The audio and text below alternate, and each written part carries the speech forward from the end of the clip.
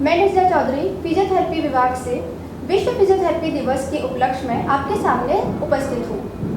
इसी संदर्भ में आज हमारे साथ city institute of medical sciences के फिजियोथेरेपी डिपार्टमेंट के एचओडी डॉक्टर अपूर्व नारायण हमारे साथ कुछ वार्तालाप करेंगे। इस बार का जो थीम है वो लोअर बैक पेन यानी कमर दर्द से संबंधित है।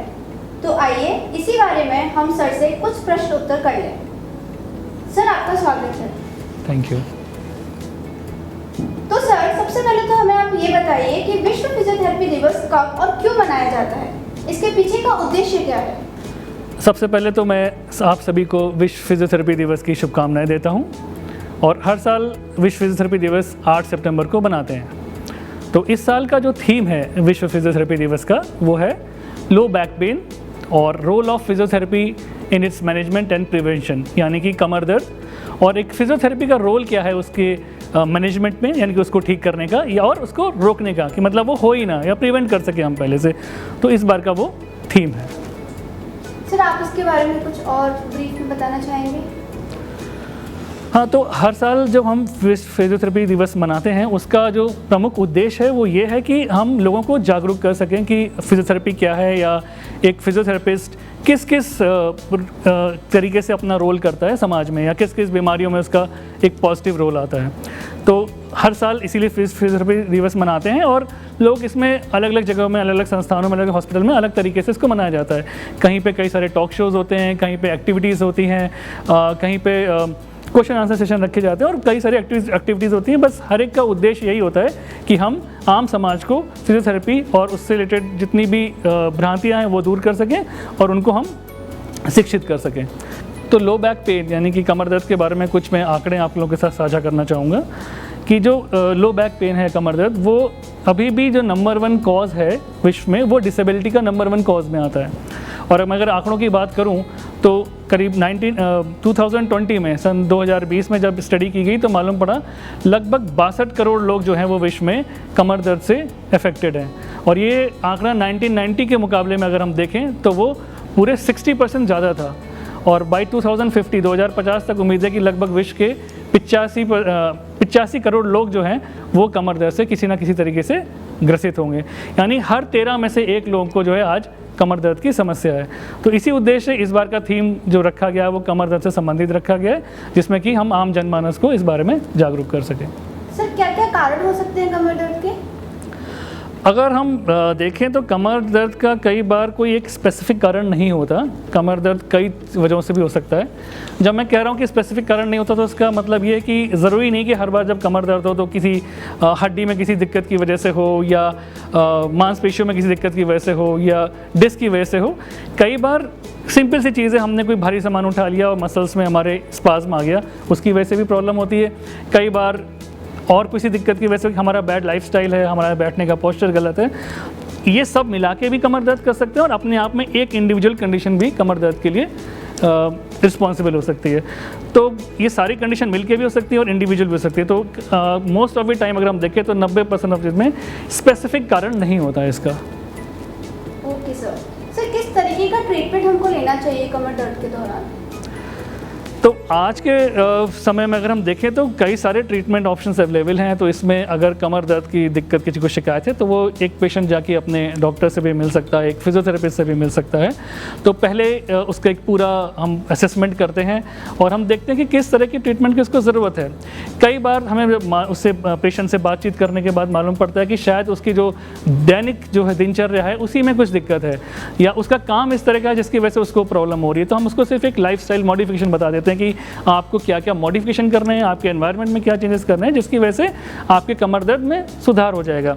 कई बार उसका बैठने का तरीका ऐसा गलत है कि जिसकी वजह से उसको प्रॉब्लम हो रही है और कई बार उसको कोई इंजरी हुई होती है। तो हमें वो हिस्ट्री लेके मालूम पड़ता है कि एग्जैक्टली क्या कारण है, उसके हिसाब से ट्रीटमेंट प्लान होता है। तो एक दवाइयों के थ्रू भी हो सकता है, एक फिजियोथेरेपी भी इसका ट्रीटमेंट कर सकता है। तो उसके लिए हमें प्रॉपर असेसमेंट करना पड़ेगा और अगर बहुत ज़्यादा कोई दिक्कत है, कोई बहुत सीवियर इंजरी है, तो हो सकता हो कि हमें सर्जरी की भी ज़रूरत पड़े। सर, एक प्रश्न था, कमर दर्द के दौरान कब हमको किसी स्पेशलिस्ट की सलाह लेनी चाहिए? मतलब किस वक्त हमको एक लगना चाहिए कि स्पेशलिस्ट के पास जाना है? तो वैसे तो कोई भी दर्द या कमर दर्द हो तो हमें इग्नोर नहीं करना चाहिए, बट कई बार हम छोटे मोटे कारणों की वजह से भी कमर दर्द हो जाता है कि भाई रात को हम ढंग से नहीं सो पाए या हमारा जो सोने का बिस्तर है वो चेंज हुआ, किसी वजह से हम कहीं बाहर गए हुए हैं या कुछ काम हमने एग्जर्शन किया तो हो जाता है। तो आम तौर पर अगर लगभग काफ़ी समय हो गया है, 2 या 3 हफ्ते हो गए और हमारा दर्द जो है वो ठीक ना होने के बाद बढ़ता चला जा रहा है, कंटिन्यूसली वो पेन हमारा जो है समय के साथ बढ़ रहा है और उसकी वजह से हमारा जो सुचारू रूप से जो दिनचर्या है वो प्रभावित हो रही है, हम अपनी एक्टिविटीज़ नहीं कर पा रहे हैं, तो हमें डॉक्टर के पास या अपने फिजियोथेरेपिस्ट के पास रोज़ जाना चाहिए। और या फिर दर्द तो हमारा कम है और हम अपना दिनचर्या भी कर पा रहे हैं, लेकिन वो काफ़ी टाइम हो गया वो ठीक नहीं हो रहा, हम काम तो सारे कर पा रहे हैं बट स्टिल हमें पता है कि वो दिन भर वो दर्द बना रहता है, तो भी बहुत ज़रूरी है कि हम जाके किसी अच्छे डॉक्टर या फिजियोथेरेपिस्ट से मिलें और उनको अपना चेकअप कराएं और क्या कारण है वो मालूम पड़े, जिसमें कि सही ट्रीटमेंट मिल पाए और हमें उससे निजात मिल सके। सर हमें किस वक्त पता चलेगा कि हमारा कमर दर्द ने एक गंभीर रूप ले लिया है? तो कुछ ऐसे पॉइंट्स हैं जो हमें ध्यान देने चाहिए, जैसे कि अगर हमारे पैरों में सेंसेशंस अचानक से बढ़ गई है या ख़त्म हो गई है या पैरों में हमें सुन्नपन मालूम पड़ना शुरू हो गया, तो वो एक अलार्मिंग पॉइंट है। अगर हमें ऐसा लग रहा है कि हमारा एक पैर दूसरे पैर से थोड़ा पतला दिखने लगा है या अचानक से किसी पैर में जो है धीमे धीमे करके जान कम रहने लगी, ताकत कम रहने लगी है, उस पैर पे हम वज़न नहीं ले पा रहे हैं, या अचानक हमारा कमर दर्द तो है काफ़ी समय से बना हुआ है और हमें बुखार भी बना हुआ है, तो भी हो सकता है कि स्पाइन में कोई इन्फेक्शन हो जिसकी वजह से टीबी वगैरह हो गया, स्पाइनल टीबी, उसकी वजह से कमर दर्द हो, तो उसको रूल आउट करना बहुत ज़रूरी है। या फिर जैसे कि हमारी उम्र अगर 50 साल से ज़्यादा है और उसके साथ साथ पेशेंट की कैंसर की कोई हिस्ट्री है और काफ़ी टाइम से कोई दिक्कत नहीं थी, अब लगातार वो कमर दर्द बना हुआ है, तो भी ज़रूरी है कि उसको हम रिव्यू करें। ये सारे कुछ पॉइंट हैं या बिंदु हैं जिसमें हमें कि एज ए अलार्मिंग साइन रहेंगे और इसमें ज़रूरी है कि हम किसी एक अच्छे न्यूरोसर्जन के पास जाएं या ऑर्थोसर्जन के पास जाएं और प्रॉपर कंसल्टेशन हो और उसके बाद अकॉर्डिंगली उसका ट्रीटमेंट प्लान बनाया जाता है। ओके सर एक क्वेश्चन था, वो ये था कि लोअर बैक पेन यानी कमर दर्द में सहायता लेने की ज़रूरत क्या है? हाँ, अच्छा सवाल है वैसे तो कि आजकल हम लोग एक चीज़ करते हैं ना कि दर्द है ठीक है, ये तो होता ही रहता है, कोई बात नहीं, कुछ दिनों में ठीक हो जाएगा। तो सहायता लेना इसलिए ज़रूरी है कि अगर कुछ समय से हमको ये लगातार दर्द बना हुआ है और हमें डे टू डे एक्टिविटी करने में हमें तकलीफ़ दे रहा है, तो अगर हम उसको ध्यान नहीं देंगे तो वो आगे चल के एक बड़ा रूप भी ले सकता है। हो सकता है शुरुआत में अगर हम उसको डायग्नोस कर लें, उसका कॉज पकड़ लें और सही समय से ट्रीटमेंट कर लें, तो वो ज़्यादा बढ़ेगा नहीं, वो हमें दिक्कत नहीं पैदा करेगा और टाइमली हम उसको ठीक कर सकते हैं। तो बेटर है कि इसको इग्नोर ना करें और जितनी जल्दी हो सके अपने किसी डॉक्टर से या फिजियोथेरेपी से सलाह लें, जिसमें कि ट्रीटमेंट सही तरीके से प्लान किया जा सके। यानी कि हम कमर दर्द को ऐसे इग्नोर नहीं कर सकते? बिल्कुल भी नहीं, बिल्कुल भी नहीं, कतई नहीं। ओके सर, तो सर अब हम अपने प्रश्नों के अगले पड़ाव की ओर बढ़ते हैं, जिसमें आजकल जो कमर दर्द से रिलेटेड जितनी कॉमन मिथ्स और फैक्ट हैं वो डिस्कस करेंगे, जिसमें आपको हमें ये बताना है कि क्या मिथ है और क्या फैक्ट है। कमर में हद से ज़्यादा दर्द है, क्या इसका मतलब ये है कि कमर में बहुत ज़्यादा गंभीर समस्या बन रही है? ये ज़रूरी नहीं है, क्योंकि कई बार जिस समय हमें कोई झटका सा लगता है या कमर में ज़्यादा दर्द होता है, तो वो इसलिए होता है कि हमारी जो बॉडी की जो बैक मसल्स हैं वो सडनली जब कोई इंजरी हुई तो वो स्पाज़ में जाती हैं। तो वो स्पाज़ में जाने का कारण ये होता है कि बॉडी को प्रोटेक्ट करती हैं कि फर्दर इंजरी ना बढ़े। तो कई बार इस वजह से भी बहुत ज़्यादा दर्द रहता है। तो ये ज़रूरी नहीं कि अगर कमर में हद से ज़्यादा दर्द है तो कोई गंभीर समस्या हो, वो टेम्परेरी भी हो सकती है। और कई बार कमर में दर्द इस वजह से भी होता है कि जैसे हमारा पोस्चर अगर गलत है, हम गलत तरीके से उठते बैठते हैं और हमारा काम इस तरीके से कर रहे हैं जिसमें ज़रूर से झुकना पड़ता है, तो उसकी वजह से भी काफ़ी कमर दर्द रहता है। तो ये ज़रूरी नहीं कि कमर में दर्द अगर काफ़ी ज़्यादा है तो कोई सीरियस इशू हो, बट हाँ, इसको दूर करने के लिए ज़रूरी है कि एक अच्छी तरीके से चेकअप हो, जिसमें कि हम रूल आउट कर सकें कि क्या कारण है। यानी कि एक मिथ है? बिल्कुल बिल्कुल। कई लोग आपको ऐसे देखने को मिलेंगे, एक ही मतलब कई पेशेंट जिनको कमर दर्द है और सेम सीवियरिटी का कमर दर्द है, बट कुछ को दर्द बहुत ज़्यादा हुआ, कुछ को कम। तो कई बार ये पर्सन टू पर्सन भी वेरी करता है, पेन थ्रेशोल्ड पे भी डिपेंड करता है। Okay sir, thank you so much. Next myth, क्या ये ज़रूरी है कि हर कमर दर्द के पेशेंट को एक्सरे या फिर स्कैन कराने की ज़रूरत है? Good question. नहीं, ऐसा नहीं है कि हर एक जो कमर दर्द का पेशेंट आएगा उसको कमर दर्द के लिए एक्सरे या स्कैन कराने की ज़रूरत पड़ती है। ऐसे कई सारे पेशेंट आपको मिलेंगे। और पेशेंट की क्यों बात कर रहे हैं, अगर हम आम पॉपुलेशन में देखें, हम और आप भी देखें, तो अगर हम अपना MRI वगैरह कराएंगे तो उसमें कई चेंजेस देखने को मिलेंगे। हो सकता हो कि थोड़े बहुत डिस्क में डिजनरेशन दिखे, हो सकता है थोड़ा डिस्क प्रोलैप्स भी दिखे, और एब्सोल्युटली कोई सिम्टम ही ना हो। तो ऐसा ज़रूरी नहीं है कि कमर दर्द है तो आपको हमेशा एक्सरे या स्कैन कराना है, बट उसके लिए वो आप डिसाइड नहीं कर सकते एज ए पेशेंट। उसके लिए आपको बेटर है कि अपने आप डॉक्टर के पास जाइए, आप फिजियोथेरेपिस्ट के पास जाइए, वो आपको एसेस करेंगे कि ये जो कारण लग रहा है कुछ ऐसा कारण है कि जो कि एक्सरे और MRI करने के बाद ही पता चलेगा, तभी कराना चाहिए। ये मैंडेटरी नहीं है कि हम पहले से माइंड मेकअप करके आएँ कि हमें डॉक्टर या फिजियो के पास आना है, तो काम करते हैं लगे हाथ एक्सरे और MRI करवा लें पहले। नहीं, बेटर है कि अपने डॉक्टर से पहले मिलिए, वो आपको बताएगा कि एक्सरे की ज़रूरत है या MRI की ज़रूरत है या दोनों की ही ज़रूरत नहीं है। उसके लिए एक प्रॉपर असेसमेंट होना बहुत ज़रूरी है। Okay sir, a good information. Okay sir, ऐसा ज़रूरी है क्या जब हम झुकते हैं या फिर झुक के कुछ उठाते हैं तो हमारा कमर दर्द होना लाजमी है? अरे बिल्कुल नहीं भाई, फिर तो हम काम ही करना छोड़ देंगे। नहीं, झुकना कमर दर्द का कारण नहीं हो सकता। गलत तरीके से झुकना कमर दर्द का जरूर कारण बन सकता है। अगर हम अपनी क्षमता से ज़्यादा का भार या वजन गलत तरीके से उठ के झुक के उठा रहे हैं तो डेफिनेटली कमर दर्द हो सकता है। हमारी जो डे टू डे रूटीन है उससे कभी भी दर्द होने की संभावना नहीं बनती है, अनटिल एंड अनलेस कि हमारी कमर हद से ज़्यादा कमज़ोर है, हमारी बैक की मसल्स बहुत ज़्यादा वीक हैं। तो अगर बैक मसल्स वीक होंगे तो अपना नॉर्मली भी झुकेंगे तो दर्द होगा, या हमने गलत तरीके से झुकेंगे तो दर्द होगा। तो कुछ चीज़ें हैं ज़रूरी ध्यान रखना कि हमारी बैक मसल स्ट्रांग हो, हमारे उठने बैठने का झुकने का ये तरीका सही होना चाहिए, तो कमर दर्द की शिकायत नहीं होगी। तो ऐसा नहीं है कि हम झुकेंगे या झुक के काम करेंगे तो कमर दर्द होगा, नहीं, ऐसा नहीं है। ओके सर, नेक्स्ट मिथ, क्या स्ट्रॉन्ग पेन किलर्स जो है हमारी कमर दर्द का इलाज है या फिर वही एकमात्र इलाज है? Again very good question. देखिए, जो कोई भी पेन किलर है, कोई भी हम दवाइयाँ अगर लेते हैं, चाहे वो एंटी इन्फ्लेमेटरी हो चाहे स्ट्रॉन्ग पेन किलर्स हो, तो वो डेफिनेटली हेल्प करती हैं दर्द को कम करने के लिए, है ना। दर्द की तीव्रता को कम कर देंगी, वो आपकी कॉज को नहीं ठीक कर रही हैं। तो पेन किलर अगर सीवियर पेन है, आपने डॉक्टर से मिलकर कौन सी दवाइयाँ लेनी हैं वो आप अपने आप डिसाइड ना करें, क्योंकि आपका डॉक्टर बेटर बता सकेगा कि दवाइयाँ लेनी है तो दर्द कम करने के लिए है, लेकिन वो कॉज पे नहीं काम कर रही हैं। तो कॉज को अगर आपको ठीक करना है उसके लिए प्रॉपर चेकअप की ज़रूरत है और कुछ एक्सरसाइजेज ज़रूरत होंगी, हो सकता है कुछ फिजियोथेरेपी मोडालिटीज़ की ज़रूरत पड़े आपका पेन कम करने के लिए। तो with time eventually with slow movements, थोड़े मूवमेंट, थोड़ी एक्सरसाइज के साथ ही वो चीज़ बेटर कर सकते हैं। तो खाली दवाइयों पर डिपेंडेंट रहना सही नहीं है। कब तक आप दवाइयाँ खा लेंगे? ओके सर, क्या सर कमर दर्द के दौरान हमको सीधे बैठना चाहिए? ये सही बात है कि हम सीधे अगर बैठेंगे तो हमारा कमर दर्द कम होगा? देखिए, पूरे दिन आप कभी भी एक पोस्चर में नहीं बैठ सकते, तो कोई भी एक पोस्चर पूरे दिन के लिए बोलें कि सही है, नहीं, ऐसा नहीं हो सकता। कौन सा पोस्चर आपके लिए कंफर्टेबल है वो आपको ध्यान रखना पड़ेगा, सही पोस्चर होना चाहिए।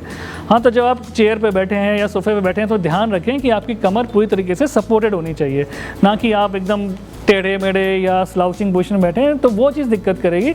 तो पूरे दिन में आपके पोस्चर डेफिनेटली चेंज होंगे, बट ध्यान रहे कि जो पोस्चर हो वो आपके कमर पे एक्सेस लोड ना डाले।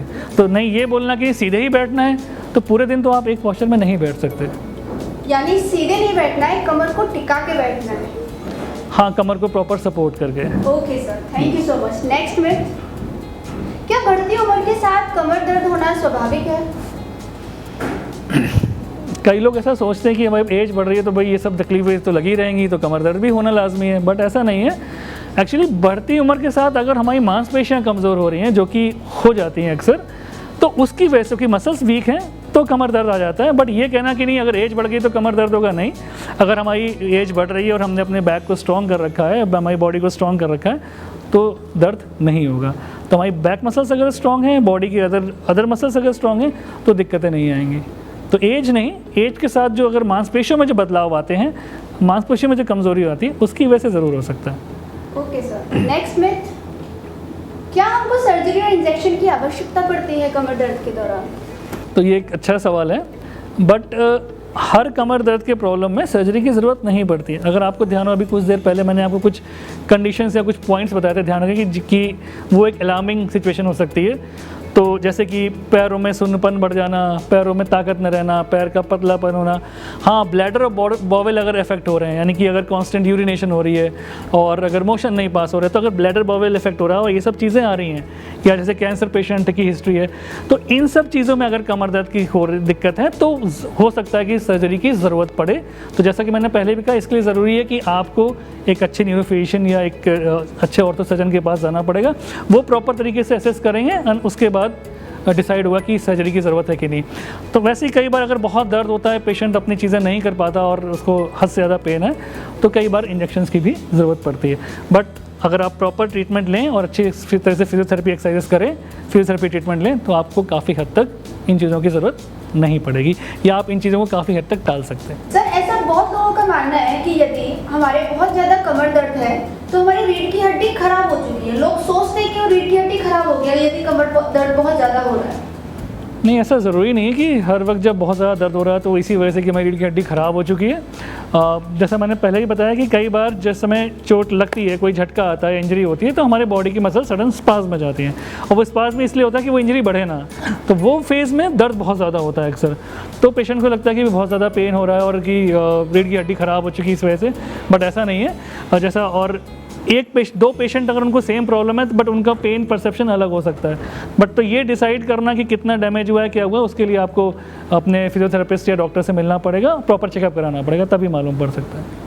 सर, ऐसा भी बहुत लोग मानते हैं कि यदि आपको कमर दर्द है तो आपको जो है बेड पर रेस्ट करने से वो कमर दर्द जल्दी ठीक हो जाएगा, या फिर बेड पर रेस्ट करना चाहिए। इस बात में कितनी सच्चाई है? बिल्कुल भी नहीं। एक्चुअली जिस समय चोट लगती है या कमर दर्द हो रहा है, या जिस समय एक्यूट फेज़ है या किसी रीज़न से सीवियरिटी बहुत ज़्यादा है, तो शुरू में कुछ टाइम आपको ज़रूरत पड़ सकती है कि आप बेड रेस्ट करें, ज़्यादा हिले डुले नहीं, जिसमें कि जैसे कि मसल जैसे बताया स्पाज़म में है, तो वो बढ़े नहीं, वो दर्द ना बढ़े, वो चोट ना बढ़े।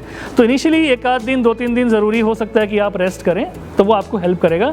बट इवेंचुअली आपको थोड़े मूवमेंट शुरू करने पड़ेंगे, धीरे धीरे एक्सरसाइज शुरू करनी पड़ेंगी, तभी जाके आपकी मसल्स बेटर होंगी, आप बेटर परफॉर्म कर पाएंगे, कॉन्फिडेंस गेन करेंगे और धीरे धीरे दर्द दूर होगा।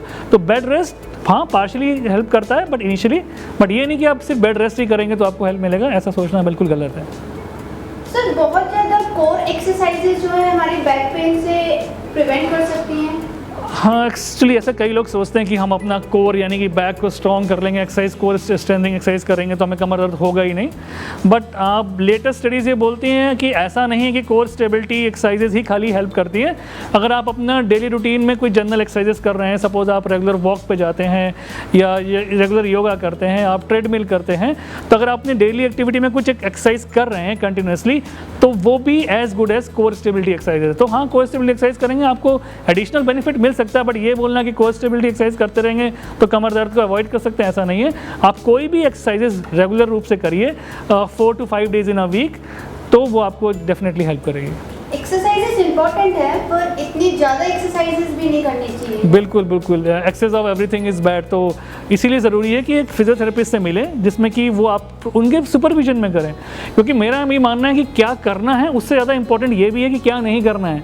हम अच्छा करने के चक्कर में गलत एक्सरसाइज कर रहे हैं और ज़रूरत से ज़्यादा एक्सरसाइज कर रहे हैं, तो मान पड़ा वो चीज़ और ज़्यादा बढ़ गई, तो डेफिनेटली हम चीज़ों को ख़राब तो करना नहीं चाहेंगे। तो इसीलिए सुपरविजन ज़रूरी होता है।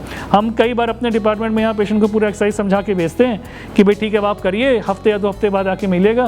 तो जब पेशेंट 2 हफ्ते बाद यहाँ आते हैं तो हम पूछते हैं कि एक्सरसाइज करके बताइए कि कौन कौन सी एक्सरसाइज बताएं, तो आधे से ज़्यादा एक्सरसाइज या तो वो भूल चुके होते हैं या गलत तरीके से कर रहे होते हैं। तो इसीलिए हमारा जो पर्पज़ है कि डिपार्टमेंट बुलाने का वो ये कि आप सुपरविजन में एक्सरसाइज करें। आप हफ्ते 2 हफ्ते करके सीख लीजिए हमारे साथ, फिर आप घर पे कीजिए। Thank you so much sir, आज आपने बहुत सारे मिथ हमारी क्लियर की, हमारे ऑडियंस की बहुत सारी मिथ क्लियर की। Thank you so much. अभी हम ये चाहेंगे कि आप जो भी हमारी आज बातचीत हुई है उसको एक बार ब्रीफ में पूरा कंक्लूड कर दें। तो जो आज हमारा बातचीत रही उसमें कुछ पॉइंट्स मैं कंक्लूड करना चाहूँगा कि कमर दर्द जैसे कि बहुत कॉमन है आजकल, तो हमें उसका ध्यान रखना बहुत ज़रूरी है। टाइम पे जाके अपना चेकअप कराएं, अपने फिजियो से मिलें या डॉक्टर से मिलें, वो आपका प्रॉपर तरीके से चेकअप करके बताएंगे कि क्या आपके लिए सही है क्या गलत। हमेशा ये ज़रूरी नहीं है कि आपको एक्सरे या स्कैन कराने की ज़रूरत पड़ेगी, ये डिसीजन अपने आप डॉक्टर को लेने दीजिए। रेगुलर सुपरवाइज एक्सरसाइज करना बहुत ज़रूरी है। बेड रेस्ट कंटिन्यूसली ज़रूरी नहीं है, बेड रेस्ट इनिशियली ज़रूरत पड़ सकती है, बट इवेंचुअली आपको अपने मूवमेंट्स करने पड़ेंगे, तभी कॉन्फिडेंस आएगा। और सबसे ज़रूरी चीज़ मैं एक चीज़ बोलना चाहूँगा कि जैसे नॉर्मल हेल्थ चेकअप होते हैं, हम वंस इन अ ईयर करते हैं या हम डेंटिस्ट के पास जाते हैं, वंस इन 6 मंथ डेंटिस्ट के पास जाना चाहिए। तो उसी तरीके से मेरा मानना है, प्रॉब्लम आपको हो या ना हो, आपको अपने फिजियोथेरेपिस्ट से एटलीस्ट वंस इन 6 मंथ्स ज़रूर मिलना चाहिए। अपने एक बार बॉडी का चेकअप करा लें कि कोई मस्कुलर इशू तो नहीं आ रहा है, कोई मस्कुलर इम्बैलेंस तो नहीं है, कोई मसल वीकनेस तो नहीं है, तो जिसमें कि वो आपको इशू आए ना।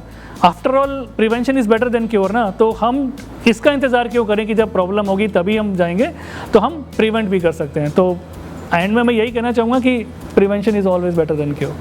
Thank you so much sir. और मैं सभी को एंड में शुभकामनाएं देता हूँ कि सभी लोग स्वस्थ रहें and happy world physiotherapy day.